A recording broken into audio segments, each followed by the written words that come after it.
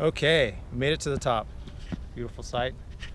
One thing I was talking about with you earlier that you went down to get the other two, the Yeah, that's deer and her daughter. yes, you went down to get them, and I was in a place of carrying my vitamin water, and I was just going to leave it on the path for you to grab, and then immediately I was thinking, no, this path and this mission is not about, I think societies need to share burdens, but it's not about me just like passing my burden on to somebody else. And I knew you would have grabbed it, but it seems like a real small thing. It was just the vitamin water, but also there was a lesson that I needed to learn there, and I was able to receive it. Do you have anything that you want to say on that? No, as long as you can acknowledge it and see it. I think the practice is to really acknowledge where it is that we feel kind of stuck. Yeah. And that's the beginning, that's the first step of that inner process of transformation.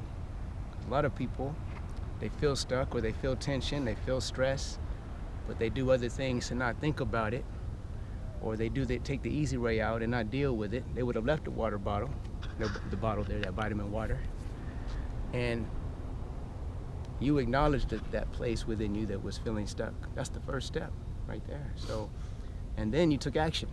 So, and another thing is part of this mission is trusting the people around you, because I was even going to leave it down on the bottom, and then I was going to go walk down there after and do it, and you told me to bring it along, and I trusted that. Even though I'm a grown person, I just trusted that, and I needed to get that lesson out of there. I probably would have gotten it a different way, but it was very important. Yeah. So. Yeah. So, I remember you were saying that there was some tension and stress. I mean, something that you were feeling, that resistance to. Was it you're growing, a resistance to your growth, a block to your growth? Yeah, but it's the comfort that we're talking about earlier. And on the way up, when you went back down, I noticed that I said I had endurance, but my emotional endurance for this path, my old bubble of the past, and I know I'm even justifying it as I say that, and trying to be comfort of it, but I'm not necessarily comfort with that old level, that which I'm doing it again, which some people would be comfortable in their lives, but I feel a yearning to do more in my life at this point. But it's my emotional, for this path, my emotional endurance isn't where it needs to be. All right. Yes. Well, as I said before, the first thing is to acknowledge it, And so when you acknowledge it, I like to not even try to think it through. The first thing I do, and I want to offer the practice right now in the moment as I talk about it, is to drop down into the place where in the body you feel the tension about trying something new, being stretched, being challenged. And you can feel right where in the body you feel that. Some people feel it in their shoulders. They carry their neck and shoulders. I feel it in my shoulders. And from my understanding, shoulders have to do with relationships. Back to trusting others. And Yep. Okay. Yeah, I'm familiar with that too. Yeah, see, shoulders, sometimes the stomach. So put your awareness right there in the shoulders where you feel that. And anywhere else, do you feel it in the stomach? Do you feel like I feel the excitement I feel the excitement over the stomach, and I think that the walk already healed a lot of that, but it's still, I think it's a constant. I mean, we keep on doing it. There's always layers of it. Okay, drop right down into the area where you feel that tension, shoulders and the stomach. Now, when you are there, what's the feeling there? Put a word, just one word on it. You can put a word on it. Bliss. Okay, bring your awareness right there. One way, the quickest way to resolve that is in that very place where you feel any resistance. Shoulders, neck, bring your awareness there, and then relax. Those very muscles and nerves. Don't create a story around it. You're not gonna create a reason why. Don't even look for the lesson. Just relax and open. Like a window, a door to, I like to say, infinite potential. There's a creative intelligence that is breathing your breath and beating your heart. It's causing the sun to shine, the waves in the ocean, is creating this day here, it also has the intelligence, the wisdom, the grace, power, and the healing to resolve this. And so you're going to bring your awareness in the very area where you feel that tension, relax and open to that. And just keep relaxing and opening to it. Now, some people add on to the breath, but it's not even necessary to try to breathe it. In fact, the more willful effort you use to try to get resolution to that, the less it works, you know. So I say, bring your awareness right into that area, heart, chest, shoulders, and stomach, and just relax and open. And allow that presence that beats the heart, breathes the breath. Allow that presence just to pour in to your being like a fountain, a spring. Now I do this throughout the day. At any time when you feel the resistance, a tension, a part of your being holding back from your potential, from greatness, from just relaxing, bring your point of awareness right in the area where you feel that, in the body, viscerally, and relax those muscles and nerves. If you allow it, if you can be there long enough, it'll just resolve.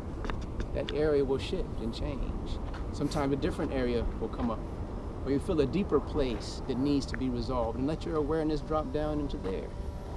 What you're doing is you're bringing light, which is your consciousness. Consciousness is light. Consciousness is the chi, the energy itself. And when you bring awareness to those dark places, you're bringing light to those dark places in your being, to those shadows.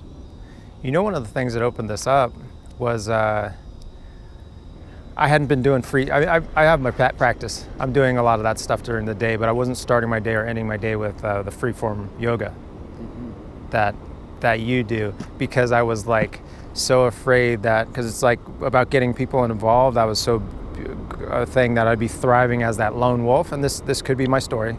I think it's my story for the past for sure, but it could have been my story that I felt when I was doing that, so I wasn't allowing myself to be worthy enough of taking it to the next level. Then about a month and a half ago, I started doing the free form yoga every day, for sure in the morning. Sometimes I don't get it, but it's just 2 minutes. And it totally transforms my day. Yeah. So you're dropping into that place, that source that breathes your breath and beats your heart.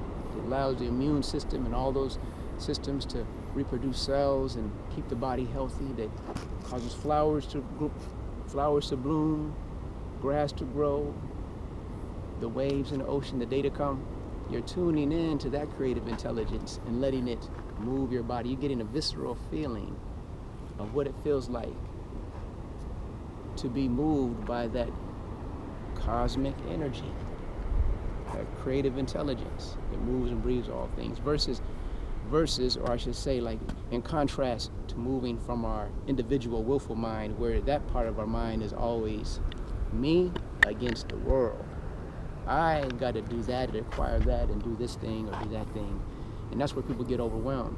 They feel they're moving by themselves. Does this process help you get from the, because a lot of people, few have that just in their intellect, but for some reason there's a path of it transforming from the intellect of the mind to actually the actions about your day. That's the point where most people, they know about what we're talking about. A lot of people know about that. You hear it all the time. You got to be in the moment, let go. You got to let go of stuff. But the real practice of it is a very visceral experience in how you move through the day. And so, of all the yoga practices that I teach, all the meditations, the practice that transfers that wisdom of being in the flow, being in the moment, and at the same time interacting with your in relationships and with people in a creative way, in a productive way, while staying in that zone, is that free form movement. That's the way to do it. It embodies, that free form yoga embodies those metaphysical concepts, you know. I'm going to stop this now, and then can you give us an example? I'm stop this, and then can you give us an example of the freeform yoga? I can do it right now. Okay. I can do it.